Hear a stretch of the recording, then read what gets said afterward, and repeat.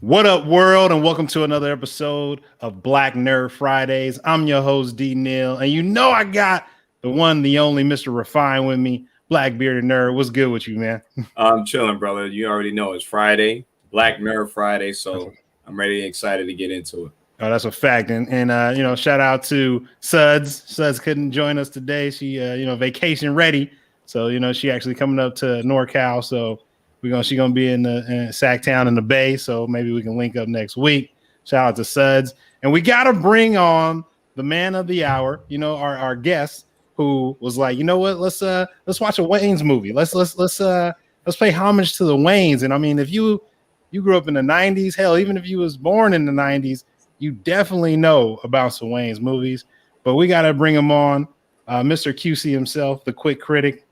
Let's give him a round of applause and let's bring him on here right now. What up, brother? Hey, what's going on, folks? Yo, what's up, brother? How you feeling today? I'm doing great. Really happy to be with you guys today. Man, it's wonderful. So, as we do here on Beer Talk now, and actually I know why my camera messed up, so excuse me on that, but I'll do that later. Excuse me, on Black Nerd Fridays, we are beer lovers at the same time as we are anime, comic, movie, sci-fi fans as well. Mr. QC, we did not tell you that, which we should have. So did you bring some beer? Are you a beer drinker? I'm gonna ask that first before we even get into showing our beer. Yeah, so in reality, I drink it all. I don't really discriminate as far as beer, liquor, wine, but I do not have any beer on me.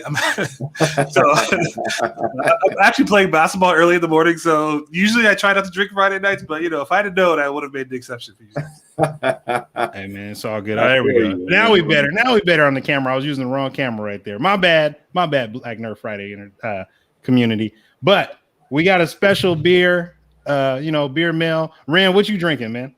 I'm going classic since we talking about the Wayans, and you know, black is beautiful. I figured I'd go with what it is. Black is beautiful. I see you. And this is out of your area, man. This is from Fremont Brewing out in Cali. So shout out to them and shout out to Weather Souls Brewing for starting that initiative and starting something up like we always do. Black is beautiful.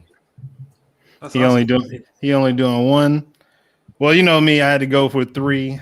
It was hard to decide, man. Shout out to Brick Terrarian, who always hold us down. Brick Terrarian Hut out there in Georgia. You know, definitely was excited when I got this beer mail. So, you know, I'm gonna go ahead and put that up there. I got the experimental lemon. This is I don't even know what style it is because it's experimental, but it is a 16.4%. He got this one for Sudz, and Sudz likes the lemon. So I'm gonna try that out because I don't want to open up. I don't want to open up the two big one. I'm lying because I'm about to open up a big one anyway. Suso Loke, if I pronounce that correctly. And this is he ain't put the name on this one either. This is a 25.2% ABV beer out here. So we're gonna. I know, right? See, straight liquor. straight liquor. I gotta get me some of that, man. Hey man, we're gonna get you. We're gonna connect you. And then last but not least is I got this beer from Urban Roots, which again is so dark you can't even see it. Man, I can't even tell what it is because I don't got enough light on me. But this one looks like the Belgian joint. Yeah, that's a quad that's barrel aged. I have that. Yeah. So this one is a 11%. It was actually barrel aged in a port barrel. So this is definitely the quad Belgian, but I can't even get the damn name on it because the color is so dark on here. I need like a flashlight, which I'm not about to use. But before we get into don't be a menace to South Central while drinking your juice in the hood. And yes, I had to say the entire name of the movie. Mr. QC, introduce yourself to the Black Nerd Friday community, and like you got to talk to them about just your writing skills, man. Because Mr. Refine and myself, we definitely had to applaud when it's the quick review, when it's the quick reviews, it's just quick critic review. It hits like hard, like real quick. Literally, I read that whole thing and I didn't want to stop reading. I'll just be honest. I was going like through the IG and I was like, man, he got Terminator 2 on here. He got the other Terminator, which a lot of people was like, but anyway, go ahead, man. Yeah, so no, thank you guys for having me on. My name is Swanka Burnett. I am a college professor by day. That's my career, if you will. But about a year ago, I decided that I wanted to become a writer. And I've always known I had a talent for it, but I just never was really doing anything with it. And in order to be a writer, like a lot of things, you have to actually write and put out samples and have things that you can point to if you want to have a career doing that. So a year ago, in August of 2020, I started a website. I bought the URL, the KinkySudz, and I just started writing. And that kind of branched off into doing an Instagram and then doing Facebook, and then I was doing YouTube, and then now I'm editing video, and it's kind of turned into a multimedia thing. But it really starts off with, and the focus for me is the writing, and I'm in process now of trying to pick up freelancing roles and doing different things to kind of spread my tendrils in the writing community. So that's basically it. I'm a Boston native. I live in Virginia now, right outside DC. Okay. I used to live in California, actually, in the Bay Area. All right. Shout out to Cali. Yeah, I used to live in San Ho. So. All right. Oh man, he from the Bay for real. Yeah. What part of San Jose you grow up in? So I didn't grow up there. I lived there for a couple of years in between colleges. I was. You said Boston native. Excuse me. I was in Milpitas. Yeah. Oh, Milpitas. Oh yeah, definitely. Yeah, oh man, I liked it there a lot. I mean, I was younger. I was only 19, but I did probably more partying in that 1 year and a half I was in Cali than I did in a lot of other years. I enjoyed it. My best friend still live in La Jolla, and one of my best friends just played for the Chargers for a long time. So we used to party with him.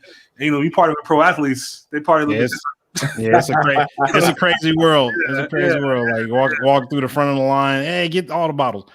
So before I go back to the full on recap with the team, so you're a professor, and now what do you teach? Is it English writing? Like what's the actually no? So I teach in the undergrad business school at a school in New Jersey, and I teach everything in the undergrad business school. So things you take in your first couple of years. So like entrepreneurship, marketing, contemporary business, organizational development. All that's kind of like 101, 102, first couple of years of business school stuff. Oh man, we gotta talk after. We gotta get this Black Nerd Fridays to a whole nother level, and we definitely gotta get communication. He's very well rounded from what I'm hearing. Man, I'm telling you. I love it. And can we talk about the international love that he got? On the podcast. Like I was like, wait a minute, they hit the English button, and then they were like, we jumping from our language to English, and I just was like, oh, this guy is definitely he's international. So I definitely appreciate that. Thank you. Yeah, that was a lot of fun. That was a lot of fun doing that. So let's. We always do here. We always get into the good, bad, and the ugly. And I'm gonna put that up right now so everyone can see that. So we're gonna start off with your good, and we definitely got to start off with with the QC himself. Again, this is one of the movies that was on the list of the numerous movies, and just a short list to start off with. I wanted to do Blank Man. Then I was thinking Major Pain. Then I was. Then Low Down Dirty Shane, Shane, you know what I mean? I got, man, it's so many. It's just crazy. But go ahead and talk to us about your good for Don't Be a Menace. Yeah, so Don't Be a Menace, it's a film, Lope Dog, one of my favorite characters of all time. I mean, I literally, like, when I tell you that one of my best friends when I was in college in undergrad, we would literally put this VHS on to go to sleep every night. We're going to sleep to Lope Dog, and it just, I don't know, it's just great. I love that character, Ashtray as well. It just so many, the movie is just a series of like 32-minute snippets of just like the best sketch comedy, which makes sense. And you got the people who did In Living Color, which is like one of the best, most underrated probably sketch comedy shows of all time. Yeah, so like Lope Dog, Crazy Legs, just go on and on and on. It's just so much. And the other thing that I find interesting is the film. It's like a relic kind of a different time, because you don't really see the spoof movies anymore too much. They were doing that heavy back in the day with like Scary Movie and Haunted House, and the list goes on. Superhero movie, all kinds of spoof films. And nowadays, like what's the last spoof film? I couldn't even tell you. Probably Haunted House, and that's a lot of years. The last one they did was when Mr. Refine told me this. It was like when they gave up the Scary Movie title or got bought out from it, or whatever the case may be, and they tried to put that one out, which was years ago. It was horrible, and I was like, that was part 3. I was like, this is just trash. But you don't have any. I mean, you definitely have your Saturday Night Lives that do their own spoofs, but not to the way that the Wayans did it.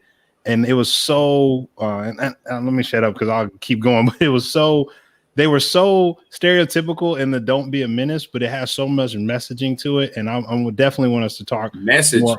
Yeah, the message was, I was loving that. But then also just in general, man, like it was funny, but at the same time, cringeworthy to me, because I was like, oh man, there's some parts in there I was like, this is happening still today. That was like, oh, that's crazy. So, Mr. Refine, man, what was your good? Man, I'm gonna kind of jump off what the QC was saying, to be honest with you. And this is what I was talking to you about yesterday. Me and my cousin, man, where every weekend he would come to my house, and I'm talking 95, 96. He'd come to my house every weekend, and we would watch that movie. We would watch it while eating pizza, watch something else later on, and then watch it again as we fall asleep 2, 3 in the morning. And we could wake up while it's playing, like you said, VHS, and recite exactly the lines that were on right at that moment. And this is just, that was us, man. Like, you know, we came from the inner city of Buffalo. We know like every hood is the same. Doesn't matter what city you come from. So you can relate to a lot of that. And that's why I really, really thought it was good. The comedy was crazy. It was funny as hell. It was very raw. And, you know, it was typical fashionable Wayans brothers style, specifically Keenan Ivory Wayans, you know, the Ivory production. So I can't really say too much bad about it, man. Just, I loved it. And that's my good on that. Man, my good for any Wayans movie is going to be that you got the family in there. I mean, you got Kimberly in there, you got Marlon, you got, I mean, it's just, you got Sean, you got Keenan Ivory. I'm surprised they didn't have Damian Wayans in there as well. Yeah. But my also with the good was just the you have Vivica A. Fox in the beginning. Like, I mean, like, come on. And like, just that hit of like, Mom, I'm gonna ever see you again. You know they don't show positive black women in these movies, and I was like, damn. And I'm like, and it was so true. It was funny because it was so real. And then you get dashiki and that whole aspect, and I was like, that was wild because that we could talk about that in a little bit later. But it was just fun, man. You got Omar Epps was in there, like. And I forgot all about that when he was going to college type of situation and like higher learning. Yeah, exactly. You had all that. And that's even a question I got too about just the movies that they touched on, because they touched on a lot of movies. But definitely my good is going to be that, and then Toothpick. Toothpick was like, to me, that was just hilarious, especially the scene at the party. Oh man, when he got up, I was like, "Oh, this, you know what I'm talking about." Lock me up. Yes. Yeah, I was like, "Whoa!" And everybody was like, "What are you talking about, bro?" He was like, "No, I'm just playing." And I was like, "Nah, dog, nah, this is crazy." Oh man, but let's go into what I mean. What did you find bad about this movie, Mr. Refine? What did you find bad about the movie? Honestly, I didn't find too much. The only thing I would say is that they played into the stereotypical types of things that happen in the hood. But I can't really say it's bad because it's our reality. Even if you don't participate in certain things, you can relate to it. So I can't really say it's bad, but I know it's the stereotypical thing. But you know, it is what it is. That's just what comes with the territory. Agreed. QC, it's on you. It's on you, sir. Yeah, I mean, I'm sitting here, I'm like racking my brain trying to think of something bad about it. And like, honestly, I'm not even gonna front. Like, I love this movie. I'll watch it anytime. In fact, I was gonna watch it earlier today, but I couldn't find it. It's not on streaming anywhere, and like, I just didn't feel like paying for it to watch it at that moment. But I literally was gonna watch it earlier today if I could have found it on Amazon or whatever. But no, this movie, like, obviously, it's not. No one's gonna it's not gonna win any awards for acting or anything like that. Like, and that's okay. It's not. That's not this movie's lane. This movie's lane is to poke fun at the movies that we were watching growing up, and doing it in a way that it really works pretty much consistently across the entire film. And so I'm not. I don't think I'm going out on a limb, but I'm not saying anything bad about this movie. Anybody who grew up watching Menace to Society, Boys in the Hood, Dead Presidents, Clockers, whatever. Like, if you're watching those movies, this movie's funny. In fact, I'm pretty sure if you're watching this video, you've probably already seen Don't Be a Menace. Yes, multiple times. Come on, man. We gotta jump some of these questions because this is too real. Like the bad for me, definitely not the ugly. I'll keep that for the ugly. The bad for me was really just the first couple paragraphs in the beginning of the movie. And I was like, and the only reason why I say it's bad because it was so true. Like every like the the 1 out of 10 or whatever men are going to go see a hood movie. And I literally remember my auntie trying to keep us out of the streets. What took us to go see Don't Be a Menace. I mean, I'm like, and I'm watching this and I'm like, this is just like, I'm too young for this. Like, what do you mean? I'm like, this was it 96? I was born in 85. I'm like, this ain't, I'm still on Power Rangers. And like, what are you talking about? Like, what are we doing? Like, that was so crazy. So the bad for me was the reality of those 2 paragraphs. The second part was hilarious. About 5 or 10 of them going to be dead. But like, I was just like, oh, come on, guys. Yeah, it brought back childhood memories where I was like, I don't even know what we're doing. As far as the ugly goes, I'm gonna go QC. I mean, I know again, 1996. You look at it in 2001 with different eyes, but it's still funny. What was the ugly for you?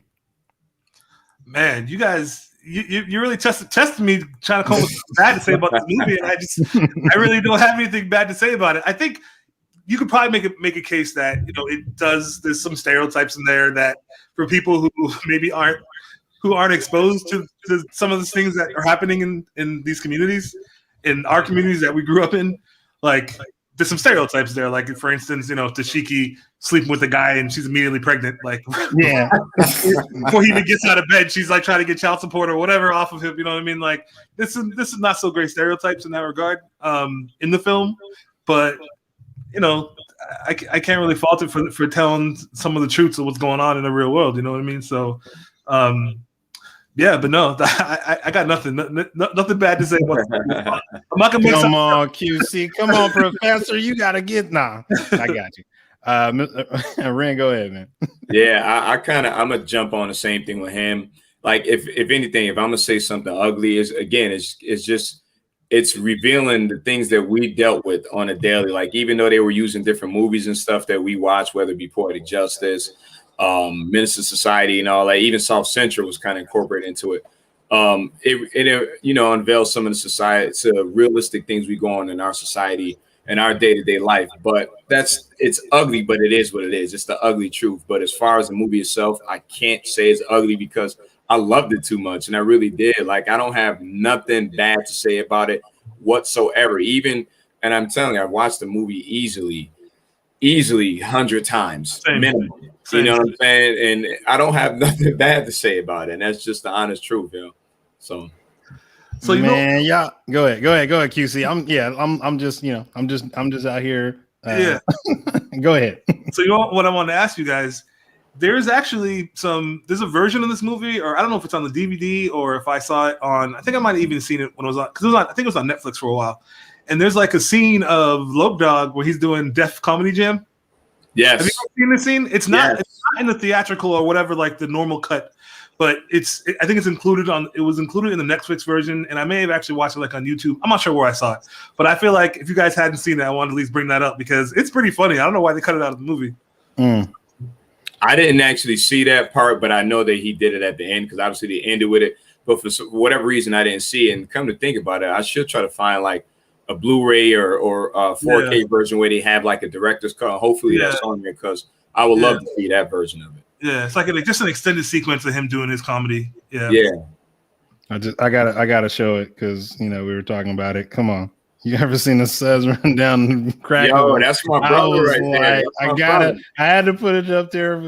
That's my brother right there. Shout out to my big bro right there. Oh man, big bro. When that was said, I was like, whoa, everybody's facial expression. Even the chick he was with was like, I'm gone. And I was like, wow. And so the ugly for me is definitely going to be the amount of stereotypes that were just, when I say to the extreme, like they took them to a level of like how black folks, when we cracking jokes with each other, or especially that with toothpick, and when he was saying, it was like that was just it was beyond an overreach, and like that was just back to taking that living color aspect, not necessarily too much of like the straight just raw. You had raw and living color, but it wasn't like this. Like Don't Be a Menace was just straight up. Even with Lope Dogg, when he pulled up to get the girl's number, and he literally just like, give me your number with the gun though, like give me your number. And I'm just like, damn. But reality is, as I thought about it,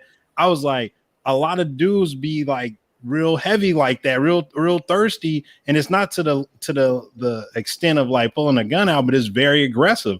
And I'm like, and as I watch all this, I'm like, damn, this still holds, like literally still holds true to today. So it's almost like the ugly part about it was just that those stereotypes, but then I also was like, God damn, that's the beauty in the ugly, because it also shines a reflection on how we are interacting with our mindset. And I think Ashtray's character was like, even though we free, we in prison in the mind, and then the message, and I was like, damn, man, to this day we still going through that. So like, I mean, that just was that for me. But then I got the other question.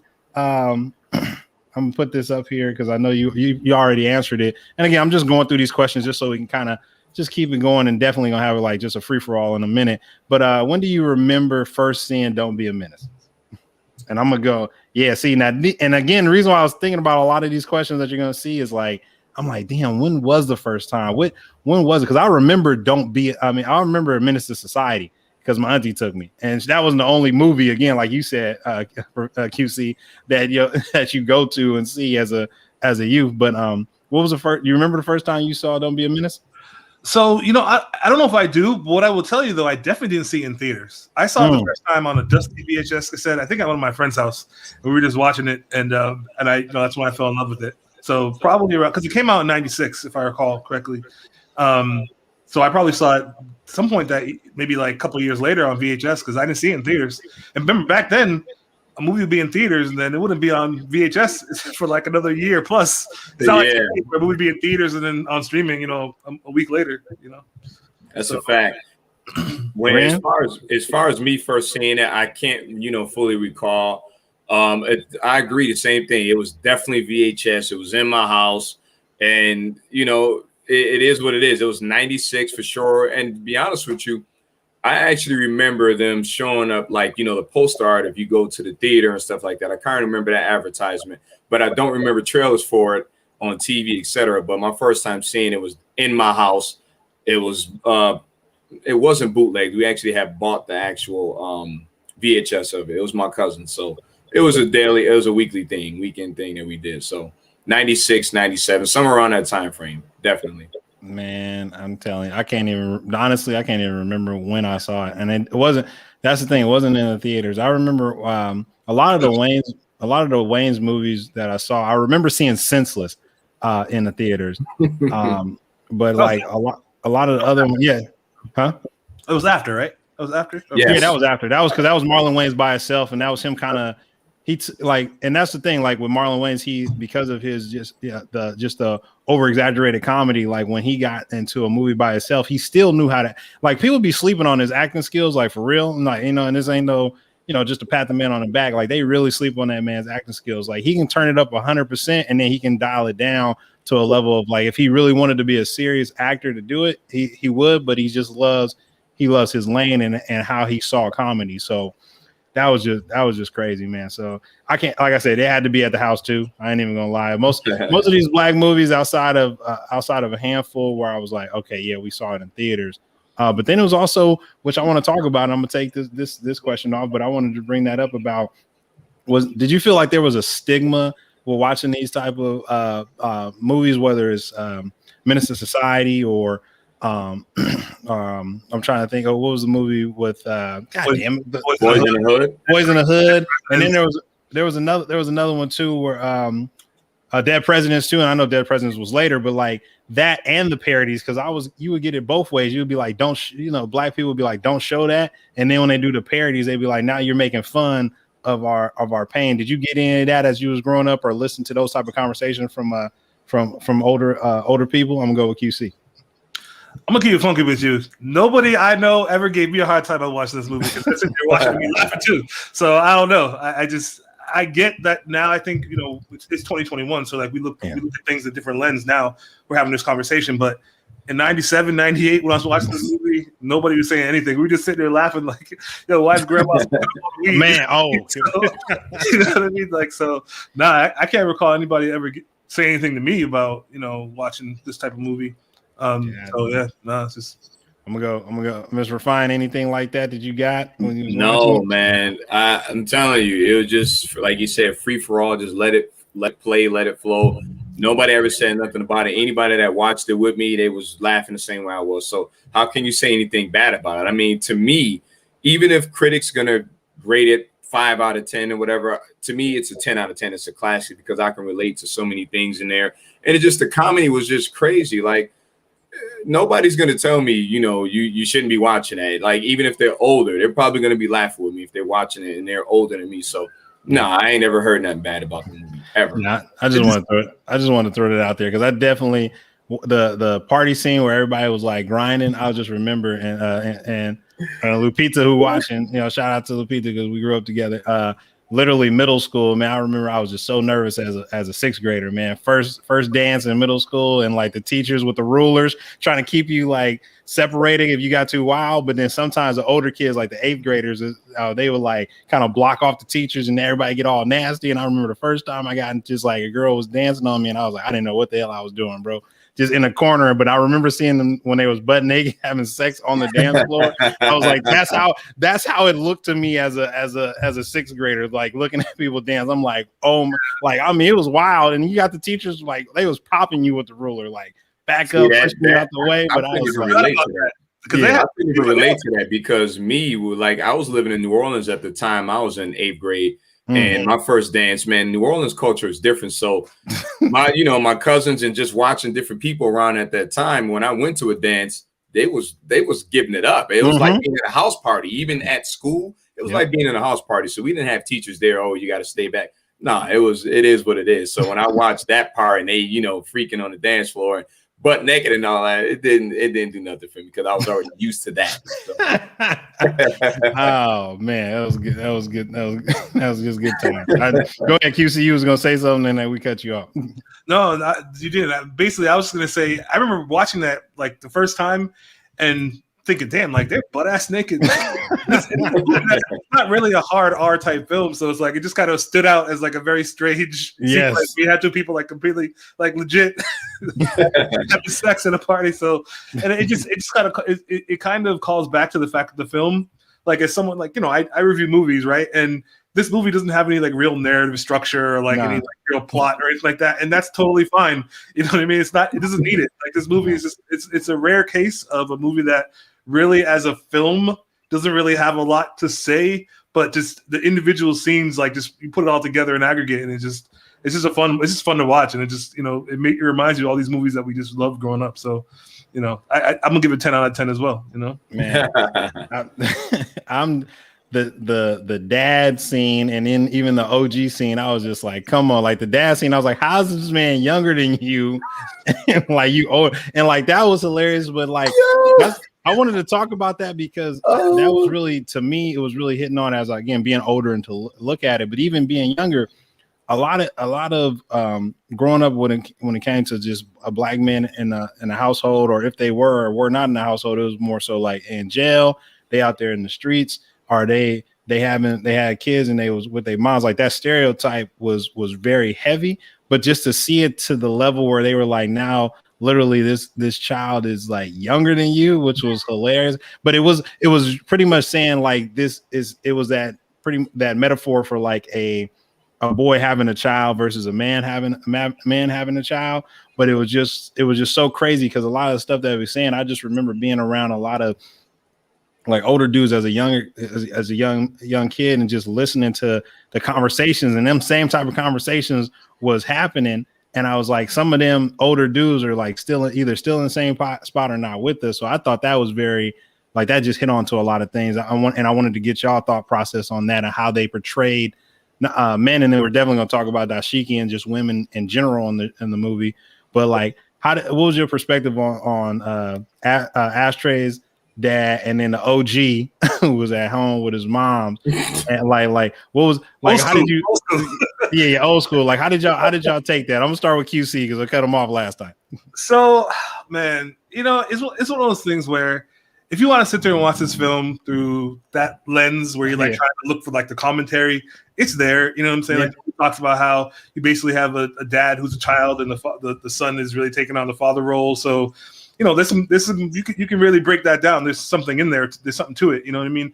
And Dashiki's character and how she's basically just living off, I don't know, I can't remember the specifics of it, but I know like she wasn't really like responsible, but she just kept having kids. Yeah.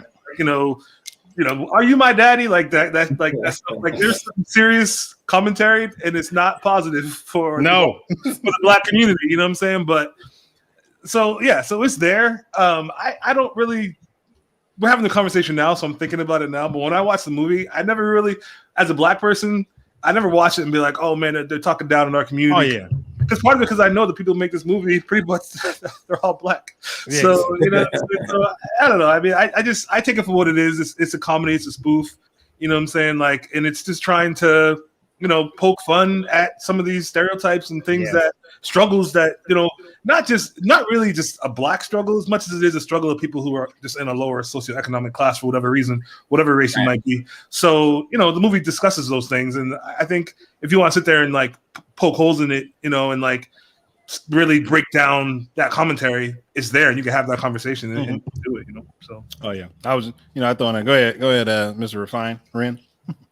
Yeah, I like, again, we all kind of agreeing on the same thing. It's not much that I can critique as far as like really trying to look at certain things and messages in there, even pertaining to the father and son relationship. To me, I thought it was hilarious. Like, I understand what they was pointing at, but I didn't really look at it because I'm watching it to enjoy it. These things, they relate to us as a people, but it's more fun to me because I'm watching a movie. So when I'm looking at him, like he come in the house and he like, look at you getting big. He talking to his father and he got my muscles. He's saying you growing up, and he like, man, maybe they wouldn't let you on a roller coaster and all that. It's just, I couldn't see through that lens of it having any negativity because it just was too funny. And listen, Dashiki, I had a crush on Dashiki, so you can't say nothing bad about her. To me, like, I get what you mean. She popping out kids and all that, but I wasn't even looking at it. I just thought she was fine, and I really had a crush on her. So I ain't got nothing bad to say about Dashiki. But I didn't look at the movie at that lens, man. I couldn't. That line when he goes, you better organize them damn second gen cartridges. I was like, man. That line every time just got me, man. Because we all had the Sega Genesis games just lying around. Yes. One of my favorite scenes though is the "Do we have a problem?" I was like that. I remember doing that as a kid over and over and over and over again because I just thought it was hilarious that the way that he did it, and like little stuff like that. Some people probably like, I mean, that wasn't the funniest part, but to me, I thought that was just straight comedy. I was like, this dude literally has a nuke. Like, I mean, a warhead. Like, crazy when you really think about it. Come on, right? He's riding around with a nuke in a UPS truck or whatever it was, post office truck. And the poetic justice joint. And the poetic justice joint, though. And can we talk about and she was on the Steve Harvey show, and I forgot the actress's name, but like, I know who you're talking about. When she was like, like she was setting up Loke Dog. Like that was what was funny to me because I've seen it so many times, and I'm like, bro, you really, as a looking at it older, I'm like, you really don't know what you getting into. Like she was giving you all the telltale signs of like, I don't think you're really ready for who I really am. And he was like, nah, baby, it's cool with all the 40 ounces. Like, I mean, we take good care of you. Yeah, exactly. Take care of you. And then she just went, she went Sting on that man. I was like, oh no. Had that man butt naked, like trying to crawl out of the UPS truck like that. I was just like, come on. That was hilarious though. It was hilarious. So man, one of my scenes that I love, like I got a couple scenes, but go ahead. One of my favorite, and I'm just gonna keep it 100, is the crackhead. He coming man. He like, hey man, you hook me up with the directions to Crenshaw, man. And, you already know what comes next. And Loke Dog being Loke Dog, he like, all right, well, hurry up then. And he go in the back, and then he come out. You know what I mean? Like, just crazy. Me and my cousin used to just constantly repeat that. Oh, we'll come up, I got these cheeseburgers, man. Yeah. He like, ew, get out of here. So it was nuts, man. That was one of my favorite scenes. That joint, just watching him, just the way he was. And he actually reminded me of somebody in the hood, but it was crazy, man. That movie was funny as hell. You can't say nothing about it. It was just hilarious, man. Back to both of y'all points. It was funny and hilarious because it was the realism of it was there, and it was just like, but you see that it was almost like as a kid, like, I mean, watching the movie again yesterday, it was like damn, it's just like as a kid watching the neighborhood and watching what goes down in the neighborhood in all aspects. Like can we talk about the you buy, like hurry up and buy, and like the white dudes, the two white dudes that like literally was just like invisible in the movie, like taking people out. Like I'm like, come on, man. Like he threw the gun to Loc Dog, like here. I'm like, and then left the glove. And I was like, wait a minute, when did the OJ trial happen? Because I was like, I had to try to like, can I tie two together? It was before then. It was before that? Okay. Oh yeah, it was before. I was like, oh snap, they doing the OJ on them. Like, and I was just having such a good time, you know, and it's nothing bad about the movie. I know everything was overly exaggerated, but because they were throwing in those messages at the same time, especially, can we talk about the hospital though? Like QC, like what was the thought process when you saw the hospital scene where the man was on fire and waiting in line? It was crazy. And that I think that was the same scene where they're going to see Crazy Legs, right? Where they bringing them to the hospital. Yeah, just it's just little throwaway things like that, which I think make these films so good. Because like we can go back and watch this probably now, and I bet we'll be like, oh damn, I didn't even notice that, and I've seen this movie so many times. So it's like all these little things that just, and you know, just the man on fire. I remember thinking like that's probably pretty hard to film. Like they just got a man on fire walking around everybody though. Everybody just had to act like, hella cool. Like, that's not like an easy thing to film. I never made a movie, but I imagine that's not easy to do. You know, easy to film. So and there's little things like that, man. I gotta give love to the Wayans family, because they just, between this and you know Major Payne and you know Pain, man. the list goes on. You know what I'm saying, with the movies they made, I just, you know, they don't make them like this anymore, you know. So they definitely don't. And the time, and then also the homie Lupita got the name for you. What her name was, Terry Van. Did I get her name right? Vaughn, yeah, Terry Vaughn. Yeah, I remember a lot of people had a crush on her, man. So you ain't the only one, Mr. Refine. You ain't the only one. I just like no. She talking about the girl in the postal truck, the one Loc Dog was with. Oh, that's who that was. Oh yeah. Okay, trust me, I know the name of Dashiki. Okay. I know her name. I didn't know Dashiki, man. That's what I thought. Oh, you talking about Terry? Okay, my bad, Lupita. Look at me, I'm messing up trying to bring people in and getting it wrong. But like again, this with the title, like just the ode to the Wayans family comedy. Like I think Kimberly Wayans. A lot of people, like, even when I was trying to see if she had a social media, she didn't, and I can understand that. Like, I don't know how many brothers and sisters they had. I know they had a lot of boys. I don't know how many girls that the Wayans family had, but she was like, when I say she really complimented everything, like just being the mom that was like my baby, but just in any movie or even in Living Color, when she was in the scene, like she demanded that attention. And even though it may have not necessarily been her scene, like she made it her scene. I just would love to give her more flowers. And I know she's still doing work and everything of that nature, but like that was something I was like, man, I would love to see more of her character, maybe playing different roles within that movie, instead of just the mom with the shower. I mean, with the robe on, with the bonnet on and slippers. I was just like, man, I remember those times. She was in a small role too in Low Down Dirty Shame, but she was working at that high-end like store and stuff. And this is when Keenan had, called her on the phone and was like, hey, are you so-and-so? And he's acting like he's a radio man. And she's like, oh my God, my uterus has been doing flips all day. And he like, bring your butt down here and shake your money,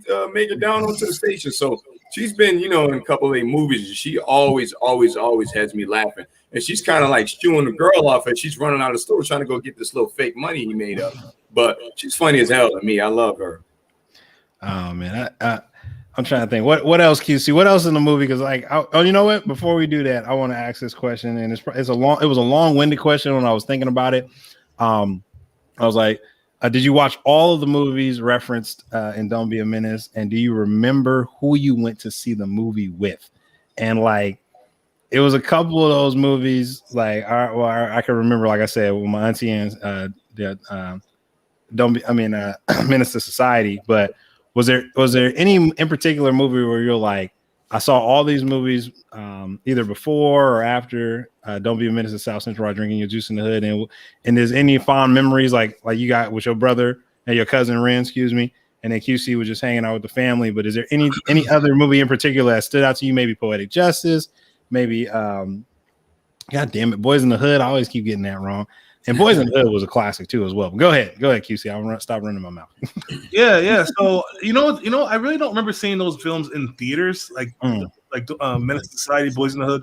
I saw all these things on TV or on VHS. Okay. And I know Menace to Society, that was one of the movies where amongst my group of friends when I was growing up, basically we watched that all the time. You know, like Menace to Society, another VHS that we wore out. You know what I'm saying? So definitely, I remember watching that with my best friends. Like I have memories that I'm thinking of right now, just sitting around watching it at my boy's house. You know, right down the street.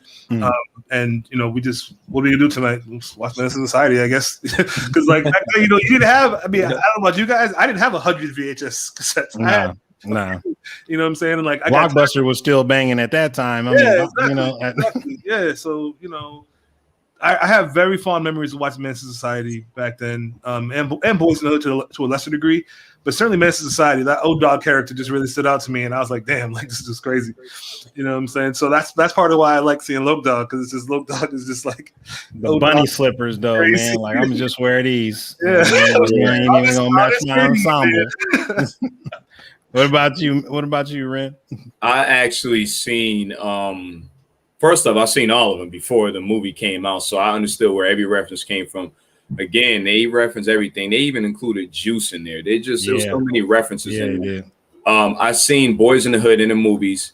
I remember seeing it, my mother telling us to cover my eyes when Ray was having sex with I can't think of his girl's name. But anyways, you know, I seen Boys in the Hood in the theater. I seen Menace to Society in the theater. Everything else, and actually Dead Presidents also seen that in the theater. But everything else we watched VHS at the crib, and they all just stood out to me. As soon as I seen it, I understood what they were referencing, and it brought back nostalgia each time they did it, man. Like when I was able to reference Menace to Society specifically with the crackhead. And you knew who he was portraying. That was dope to me, because if you didn't see the movies, and some people didn't, a lot of people actually didn't watch that movie. So I mean, they watched that movie, but they didn't see the other ones. So if you didn't see those, you might not understand where they're taking these things from. It's like if you watch "I'm Gonna Get You, Sucker," he pulling things from different movies in there, and you have to know the history to watch the movie. But I've seen all of them. I watched all of them a bunch of times, and I understand where the references come from. But they all dope movies. I ain't got nothing bad to say. And there's something that, again, I watched yesterday for the first time in years, and it was like it was just fresh in my head, just like yesterday. So it was crazy. All I remember was Menace to Society, because my auntie pulled out the fried chicken. Can we talk about, like, you went to the movies with the fam, like you was not buying the popcorn. At least when I was a kid, you was bringing in all the Tupperware in the big purse, and then you would either go see it, because I mean, I'm trying to think. No, they didn't check. I do that now. I don't bring food in, but I bring stuff in the theater. I just saw Black Widow before I came here. Before I sat down here, I saw Black Widow. I had some Sour Patch Kids in my pocket. See, man. But I remember my auntie had like the whole like meal. Like I remember it was just funny to me, because like pop open a Tupperware and you literally just fried this chicken, so it's sweating. You know what I mean? So when you open that joint. In the theater, like everybody smell, and it's not the fried chicken like freshly fried, because you already fried it. You try to hurry up and get it, because then we never cooked the food like maybe it was always like up until we had to leave. And I just remember pulling out that fried chicken, and I was like, man, that was not the only time. Like even going to like amusement parks or anything like that, we would never be out there just buying a whole bunch of the food. Always would pack that fried chicken, because it was the easiest thing to make, spaghetti, whatever the case may be. And it was just like, that was good times, man. That's that I can't say poor, but that's that not having much mentality, and you make things work. You make things do with whatever you can. And as specifically as Black people, we improvise on everything. We know how to put something together quick, whether it be a party, whether it be a baby shower, a barbecue, we can throw together something so fast. And if it comes to us like going out to the movie theater or something, we're like, man, I'm not going to buy no popcorn or nothing. We sneaking everything in there. I don't care what it is. It's coming in the theater. That's a fact. I can relate to that, man. It is what it is. That's life. Oh man, this is good times, man. This is good times. See, and I was really trying to like, what questions am I going to ask and make sure that we really just got down to nitty gritty. But I understand, like QC said, this is just a movie. Like you just got to sit back and enjoy it and laugh. And like if you had that experience, or at least witnessed it, then you can find some moments in it to where you always crack a smile. My last question, at least the one that I thought about, is like, why were the Wayans successful in making parodies of movies? Because as we talked about, we don't even remember, our QC, as you mentioned, we don't remember a lot of parody movies. Really after that, are ones that really stood out to the point where you could be like, you could recite it or you wanted to watch it multiple times. I mean, Scary Movie 1 and 2, you definitely watched multiple times, but I couldn't remember anything after that. So I'll let you go, QC.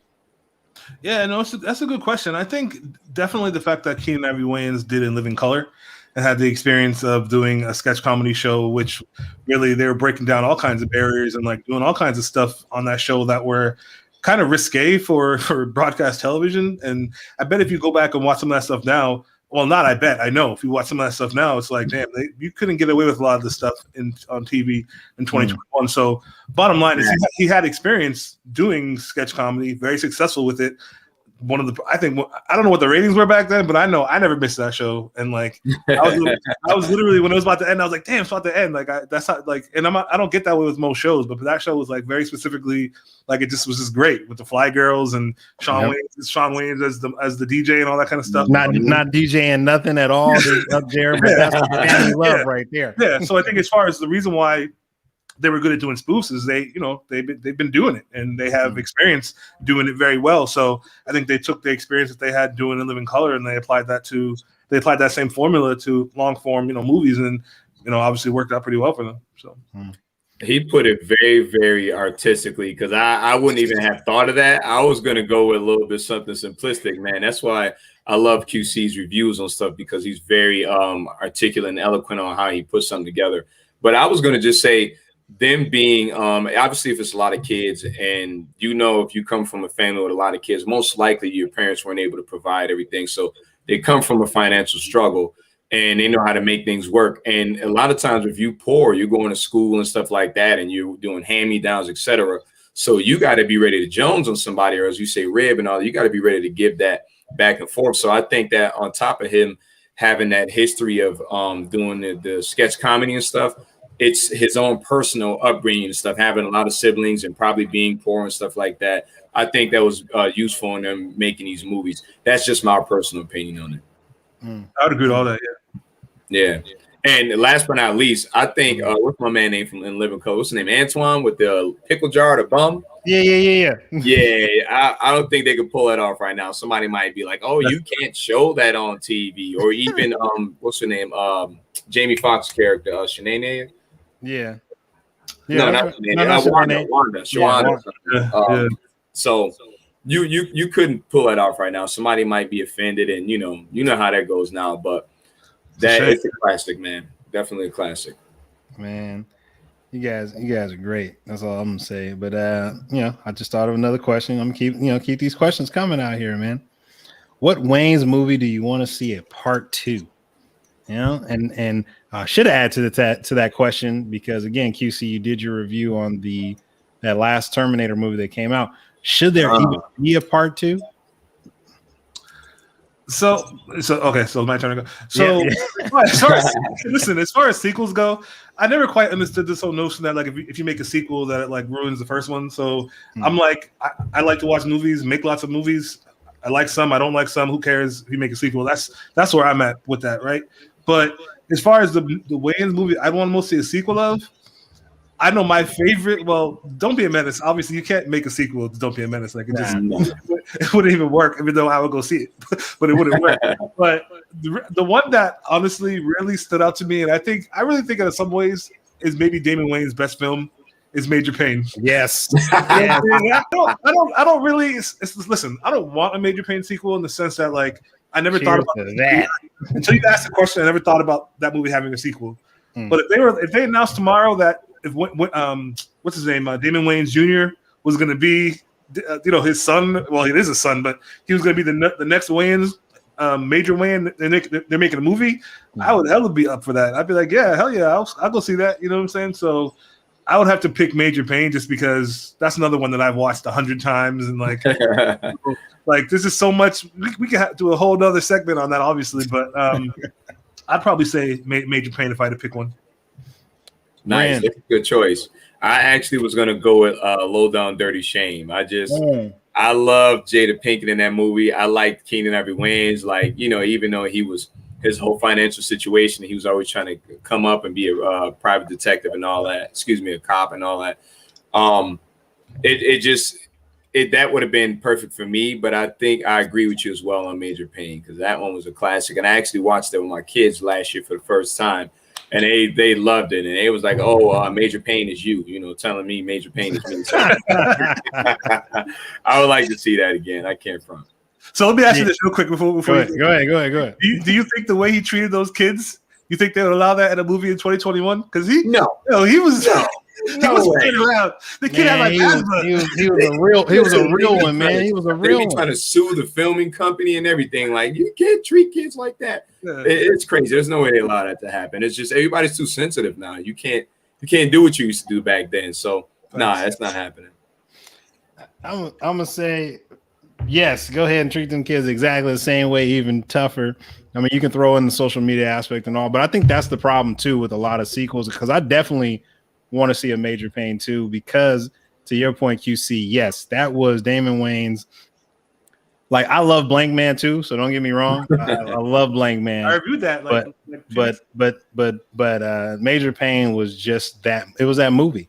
It was that movie where it holds the time because you can watch Major Payne right now and be dying laughing because it's very stereotypical how it should go with how the kids were acting. But it was his facial expression. He stayed on character, and that's one thing. Like what you were saying about Loke Dog. When Marlon Wayans playing Loke Dog, is like he stayed on character. The lip being all that way, the way his eyebrow was up, and like he didn't break character. And like I said, their acting skills, even though they make a lot of comedies, it was up there. Like I mean, they don't get that. They don't get the flowers that they deserve. So I definitely would like to say a Major Payne 2. I don't want it to be more like modern time in the sense of you can bring it to more today's time as far as like here we are, but don't try to throw in so many elements of like social media and all that stuff like that, which I know they'll have to do. They're gonna have to, yeah. It's very prevalent, but you just have to work it in a way that still keeps to the character. So, man, and I'm on my third beer already, man. You know, shout out to Brick for these two wonderful beers. I'm gonna say the lemon candy was the one, Brick. Even though this 25.2%, definitely warm up that body for you, you know. So yeah, exactly, right? I ain't getting into mine yet, man. I ain't getting into mine yet. I'm gonna hold on to it. Yeah, I'm gonna say the Santa Claus joints and the Mrs. Claus for later on. I'm gonna let that sit in the refrigerator. But QC, what? So your love for movies, your love for writing, what do you want to do with your quick critiques? Because I think Ren and I were talking, and again, not to toot your own horn, but it really was like they're precise. They're not overbearing. It's just like, this is how I feel about it. You should go. You never try to steer someone away from watching it. You just give your take on it. And Ren, what did you say it remind you of? I want to say it was Siskel and Ebert. Yeah, Siskel and Ebert. That's exactly what I felt. Yeah, like when I read it, I was like, that's what I felt. So like, who was your inspiration with the writing of that, with critiquing movies, or was it just writing in general or writers in general that influenced you to do that? Because I want to get the audience to understand, like, just to go see again the QC. You know, you can give the handle correctly because I'm always messing up. But go ahead and talk about it. Sure. Yeah. So the thing that really inspired me as far as wanting to write is I grew up just reading in general, but also reading comic books specifically a lot, which I still do. And that just I just think reading is one of those things where when you read a lot, it kind of I think it just shapes your mind in a way that helps you to be able to write and just communicate in general. And because I was someone who, when my friends were doing a lot of other things that were just equally entertaining to do as a young person, I was reading, you know what I mean? And I don't even know necessarily how my skill for writing, if you want to call it that, how that developed exactly. But I just know that whenever I'd watch a movie, I'm talking going as far back as 15, 20 years ago, the first thing I'd want to do after watching a film was go read reviews of people and see, did I agree with what they said? Did I notice the same? If they said, "Oh, this scene was amazing," did that scene stand out to me? And I always was very fascinated by that. And it's how people will watch the same thing or experience the same music album, for example, whatever, and have different interpretations of it. So, and then when I decided to try to pursue a career in writing, the first thing I thought to myself was, well, you should write about what you know about. And I know that I love movies and entertainment and those type of things. So why not start there? And that's just kind of how it started. And then, I'm really just writing about movies that I love. And, I review new releases as well. But most of my retrospective reviews, or really all of them, are movies that I love. So you're not gonna see a ton of reviews where I'm like ripping a movie apart, because all my retro reviews for movies like Don't Be a Menace, where it's like I got nothing but good things to say about it, But I saw Black Widow earlier tonight. I'm gonna write that review, post it probably tomorrow or Sunday. But yeah, so yeah, I wasn't inspired as far as writing by any particular person. I would say it was more just I really enjoyed reading comics growing up, and the Quick Critic is a platform for me to develop writing credits, because when you want to be a freelance writer, which is what the path that I'm going on as far as like doing that part-time, and eventually I'd like to at some point do that full-time. And when you go to apply to be a freelance writer, they're going to say, "Oh, well, show us some writing samples." So the Quick Critic is a place for me to have writing samples to point to and share when I'm applying for freelance jobs like I'm doing right now. So and if you do want to keep up with what I'm doing, it's just Instagram is RealQuickCritic, or you can go to thequickcritic.com. And when you go to the website, you can't miss it. There's links for Instagram, Facebook, YouTube. It's all on there. So gotta support. I like that. I like that. I was gonna say that I see you got over 20,000 followers. So if you're taking this seriously, like meaning that if you're trying to go towards freelance journalism, etc., I don't see a reason why you shouldn't be able to go towards that, because the way you write and you're just giving your perspective on a movie is pretty much spot on. Even if it's objective in your point of view, it's spot on. And I really appreciate that. That's why I like you seeing me commenting on some of the stuff you wrote today, because I'm reading and I'm like, man, this is spot on. And we actually have a lot of similar tastes in movies, as well as even the book reading. And I kind of agree with you on that. If you read, it kind of enhances your thought process and stuff. It gets you to imagine outside of the box instead of being kind of black and white. You kind of have a gray area and you do things outside of what the norm is. So shout out to you, and I appreciate you doing what you're doing. Keep doing it, because it's definitely dope work. I appreciate that. I appreciate that a lot, guys, because I'm grinding and trying hard to, I literally prior to August of 2020, there was no Quick Critic. I wasn't doing any kind of writing. So it's me trying to move into a field that I really don't have any experience in, other than just wanting to move into it. So it's always good for me. It's always it emboldens me to get that kind of positive feedback from people in my community. So thank you very much. Hey, man. You're welcome. Definitely. We're here to support you, man. We don't like Wale said, I'm rooting for everybody that's black. All right. And sometimes your skin folk ain't your kin folk, and shout out to everybody else who ain't black, who hold us down. We love y'all too. But no, I definitely think what you're doing, you put in the work, and thanks for coming onto the platform, to the show, because I was like, oh man, I'm looking at this stuff and I was like, I got to reach out to this guy.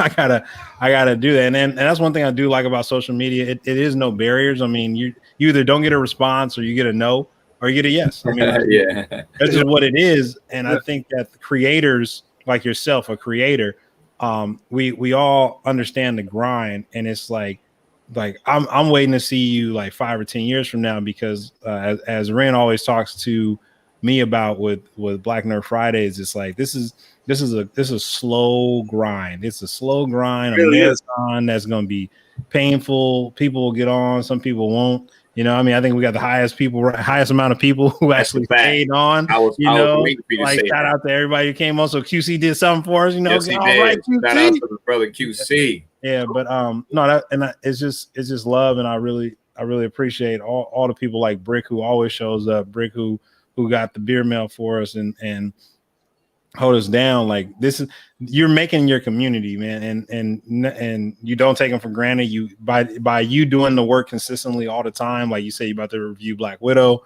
So I'll look forward to looking at that, because honestly, I was like, I know Black Widow will probably be good, but I really don't want to watch Black Widow. I wish they would have did that in the beginning, because it's like I already saw the end game, and I know it's like a backward forward type of situation. But I understand, like, you, as if you're a Marvel fan, you want to look at it. But to me, I was just like, I'll wait a little bit for that to go. But I know Marvel has a lot working on. But anyway, QC, man, it was a pleasure. Black Nerd Friday community, like, this is what we do. We got so much more coming in the works. Next week, we're gonna actually talk about Korra, the legend. What was it? Korra, the legend continues, or something like that. Yeah, the Avatar, the extended version. You know what I mean? The Legend part of Korra. Yeah, the Legend of Korra. Thank you. You know what I mean. So we're gonna be doing the Legend of Korra coming up next week. I'll be solo on that one, but check me out, man. Support us. You know what I mean? We got something special coming. You see the new logo. We in the works with something, but it's about to be. We got a lot to do with that logo, and we want to definitely make sure that y'all support us by what we're gonna be doing with that pretty soon. But yeah, I appreciate it. This is Black Nerd Fridays. Again, anime, comics, sci-fi, movies, and more. And we'll catch you on the next episode. Thanks for having me on. Oh, anytime.